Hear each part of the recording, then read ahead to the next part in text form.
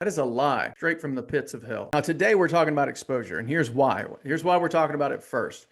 It is probably the most avoided one of it's the one that everybody wants to talk about, but it's the one that people avoid the most. It's, and really it's probably tied to, or the reason why it's probably the one we avoid is because it's tied to your identity, your ego, and of course, a fear of rejection, which we all can have from time to time. This is where cultural gravity hits hardest because it feels very personal, right?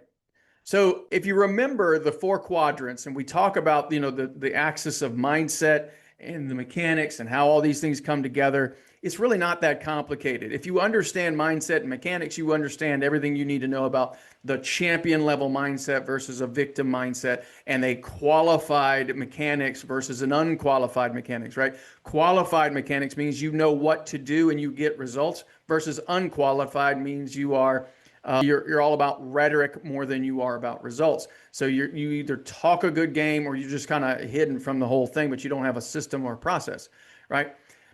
Where you land in those four quadrants puts you in a pattern that helps us very quickly identify what's probably going on with your business and then what we need to do about it.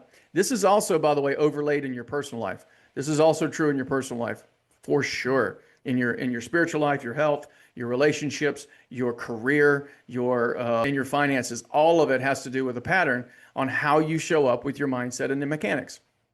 There is a third M, by the way, in movement, and that's where we talk about drift to drive. That's a whole other thing. But this is very diagnostic for you because it's designed to help you clarify exactly where you are and what needs to be adjusted so that you're not shooting in the dark anymore, right? So I'm going to go through those four patterns and how it actually shows up in sales and marketing for you. And we're going to talk about them individually.